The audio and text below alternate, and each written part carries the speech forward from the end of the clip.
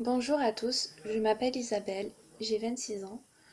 Je fais cette vidéo pour vous parler de mon parcours professionnel, pour vous parler de mon handicap, pour répondre aux questions des parents qui ne savent pas comment réagir face à cet handicap, même répondre aux questions des jeunes ou des adultes qui ont le même problème que moi et qui ne savent pas comment le gérer, n'osent pas en parler. Justement, il faut en parler, il faut avoir confiance en soi et se dire qu'on est comme les autres. Certes, on n'a pas d'aide, certes, les gens ne comprennent pas, certes, les gens ils nous rabaissent, certes, dans le milieu professionnel, c'est très compliqué de gérer, on perd confiance en soi, on a échec sur échec, mais il faut jamais baisser les bras.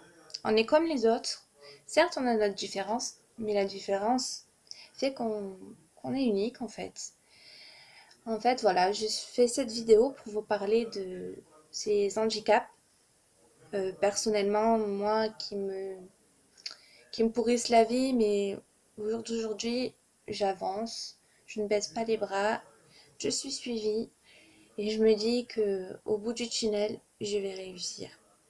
Alors, du coup, je vais vous parler de la dyslexie. Certaines personnes savent ce que c'est, d'autres non.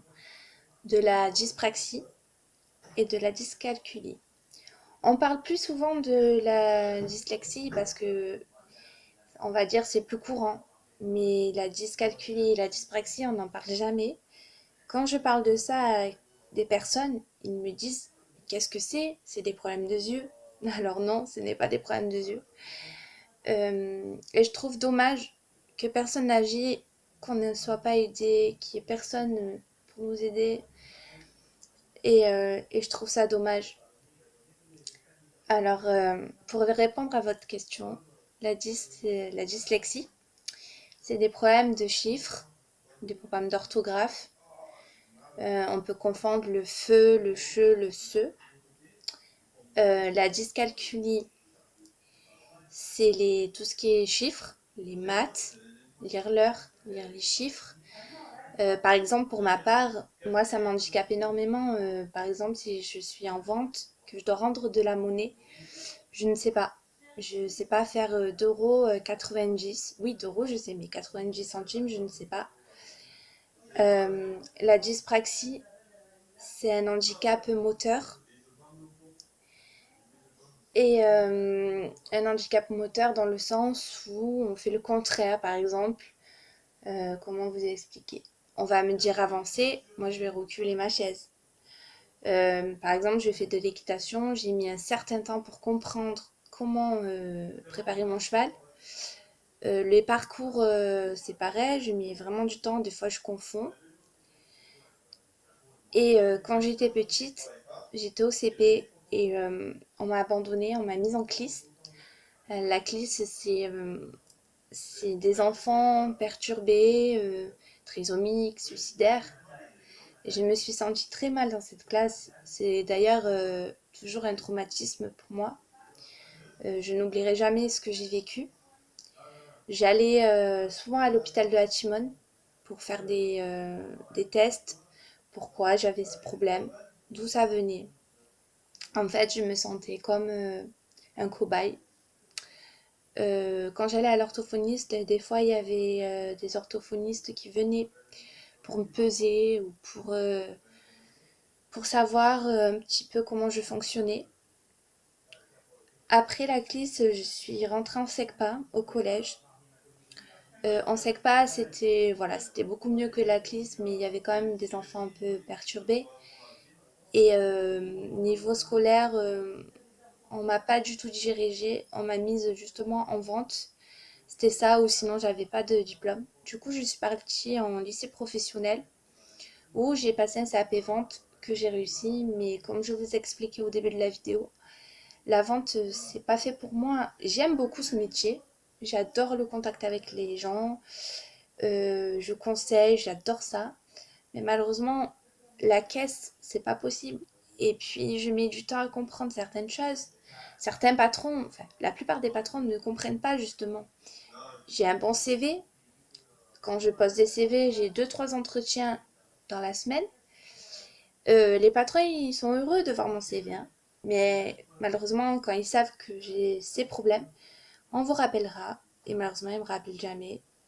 Ou alors, une fois, je suis tombée sur un patron que je lui ai expliqué mes problèmes. Et il m'a dit oui, il n'y a pas de problème. Et je mettais du temps à comprendre ce qu'il fallait faire. Et il y a une dame, elle m'a dit on n'a pas le temps d'expliquer. Du coup, je suis restée mal.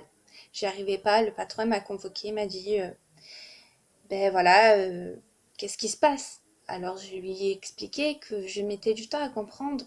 Il m'a dit mais pourquoi vous m'avez pas prévenu avant? Ben, je lui ai dit oui, je vous ai prévenu avant et vous m'avez dit pas de problème. Alors il m'a dit ben désolé, nous on n'a pas le temps. Vu que je sais c'est quoi des gens comme vous, j'en prendrai plus jamais. Alors quand on m'a dit ça, j'étais dans un état, j'étais en larmes, j'étais au docteur en larmes, j'en pouvais plus. J'envoyais des CV tous les jours, je me déplaçais, je faisais tout. Et au final, à chaque fois, c'était des échecs. Alors du coup, ben, j'ai fini par faire un dossier handicap de la MDPH, Maison départementale handicapée. Euh, donc j'ai fait ce dossier, ça a été très long, très difficile moralement. J'ai été acceptée.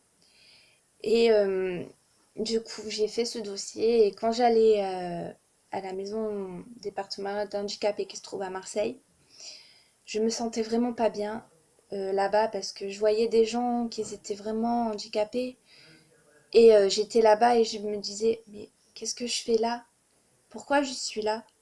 En fait, pour moi, c'était un monde à part, c'était le monde des refoulés de la société et ça m'a vraiment attristée et j'ai toujours fait enfin, du coup, je suis toujours en train de faire ce dossier, je suis suivie. Moralement, ça a été très compliqué. J'ai fini par faire une grave dépression. J'ai perdu 7 kilos, je ne mangeais plus, je faisais que de dormir, de pleurer. Ça a été très dur de me relever. Je suis sous cachet assez fort alors que je n'ai que 26 ans. Euh, pour vous dire, en fait, c'est très compliqué tout ça à gérer. Là, je suis suivie par un psychologue. En fait, on me fait faire des bilans à droite, à gauche, pour savoir mes capacités, pour savoir mes points forts, mes points faibles. Mais ces bilans, en fait, au bout d'un moment, je sature, en fait, parce que j'ai l'impression de ne pas avancer et ça m'attriste. J'ai un fiancé et je culpabilise énormément de ne pas avoir d'appartement avec lui. Lui, il travaille, mais moi, je ne travaille pas. Je lâche pas mes efforts. Je me dis, allez, continue, continue, continue. Mais je suis humaine. Parfois, je baisse les bras. Juste pour vous dire que il faut pas justement baisser les bras, il faut continuer, il faut se battre. On est comme les autres. Certes, on a notre différence, mais notre différence fait qu'on soit unique. On est, on n'est pas différent. On est comme les autres. On sort, on a des amis. J'ai mon permis. Certes, boîte automatique parce que malheureusement, dû à ma dyscalculie et la dyspraxie, c'est pas facile d'accorder les gestes. Mais j'ai eu mon permis du premier coup. J'ai une famille qui me soutient, j'ai des frères qui me soutiennent, j'ai une maman qui me soutient, j'ai un copain qui me soutient. Mais je peux me mettre à la place de tous ces gens qui ne savent pas comment agir face à ce problème. Ou aux parents, parce que ma mère, elle n'a pas su dès le début comment faire. Et je peux comprendre. Elle ne savait pas qu'est-ce que j'avais, pourquoi petite j'avais peur de mon ombre, pourquoi je pleurais tout le temps. Et c'était déjà un signe de ces handicaps, justement. Elle ne savait pas comment le gérer. Elle a pas... Il n'y a personne qui l'a conseillé. Et c'est pour ça que s'il y a des parents qui regardent ces vidéos, qui, qui se disent mais comment je vais faire? Comment me battre face à ça? N'hésitez pas à en parler à votre médecin ou même en parler tout court et votre enfant n'ayez pas peur, il sera comme les autres. Certes, il va mettre du temps à comprendre, mais il sera comme les autres, il va s'en sortir comme les autres. C'est pour vous dire que c'est dur, mais on peut s'en sortir. Il faut y croire, c'est tout. Je comprends les parents, je comprends les jeunes de mon âge qui se suicident. Il y en a encore trois qui se sont suicidés face à ce problème. Ils ne savaient pas comment le gérer, ils n'avaient pas d'amis, ils n'avaient personne. Mais moi, même si j'ai pas d'amis, enfin oui, j'ai des amis, mais ce que je veux dire, c'est que même si j'aurais été seule, je pense que je me serais battue. Certes, je baisse les bras, je pleure souvent, je me sens nulle, je me sens inutile, mais je continue à me battre en fait. Je veux pas baisser les bras. Et pour ceux qui ont des questions, vous pouvez m'envoyer un mail isa du 13821@gmail.com. N'hésitez pas vraiment à me poser des questions, je serai là pour vous répondre. Vraiment, je veux agir, je veux que les gens comprennent ce que c'est. On parle souvent de la trisomie, des personnes handicapées sur fauteuil. Ok, je comprends que ça soit peut-être plus grave, mais vous croyez pas que nous aussi on a droit à des aides? Vous croyez pas que nous aussi on a droit d'être connus à cause de cet handicap qui nous bouffe? Quand les gens ne savent pas ce que c'est, ça fait mal. Ils ne savent même pas. Une fois, je suis allée à un rendez-vous et je lui ai expliqué mon problème. Et la femme, elle m'a regardée, elle m'a dit, mais c'est un problème des yeux. Ben non, c'est pas un problème des yeux. Et ça fait mal en fait que personne ne comprenne. Surtout les patrons. Parce que, parce que certes, je mets plus de temps à comprendre. Mais quand j'ai compris, ça rentre dans ma tête et ça ne sort plus. Et c'est dommage que les patrons réagissent comme ça parce que j'aurais pas besoin de faire un dossier handicap. Parce que honnêtement, il y en a qui sont plus dans le besoin que moi, qui sont sur fauteuil, qui sont sourds, muets, ou qui leur manque un bras, une jambe.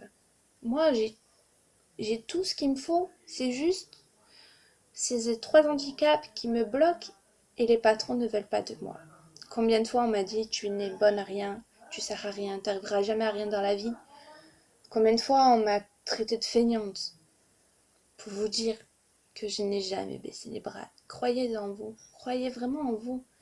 Regardez-vous dans la glace et dites-vous, ben, je suis moi, je suis là et je suis parfaite ou parfait. Et je vais me battre pour prouver à tous ceux qui m'ont rabaissé que je suis quelqu'un, que je vais y arriver. Et tous ceux qui pensaient que vous n'y arriverez pas, eh ben vous leur prouvez justement que je suis là et que je vais y arriver. Moi, quand je n'ai pas confiance en moi, je me regarde dans le miroir et donc je vous disais donc regardez-vous dans le miroir et oui, dites-vous je suis parfait ou parfaite et je vais y arriver. Quoi qu'il arrive, je crois en moi. Vous savez, je peux comprendre que c'est dur. Personne ne peut se mettre à notre place, personne ne peut comprendre. Même si vos proches, ils vont vous dire mais je comprends, je comprends. Non, ils comprennent pas. Ils comprennent pas ce qu'on vit, ils comprennent pas ce qu'on traverse. Voilà, j'espère que cette vidéo va vous aider à pas vous sentir seul. N'hésitez pas, vraiment, n'hésitez pas à en parler si ça va pas, à être suivi, il n'y a pas de honte. Vraiment, il n'y a pas de honte à être suivi. Je sais que ce n'est pas facile de l'avouer, de le dire, que j'ai besoin d'être suivi, mais il faut en parler. En parlant, les gens, ils vont comprendre, ils vont savoir ce qu'on traverse. Donc voilà, vraiment, c'était pour une petite vidéo d'encouragement, une petite vidéo pour, euh, pour vous dire ce que je vis au quotidien, mon parcours. Et surtout, surtout ne baissez jamais les bras, vous êtes comme les autres. Vous êtes parfait et personne ne peut changer ça. Merci à vous.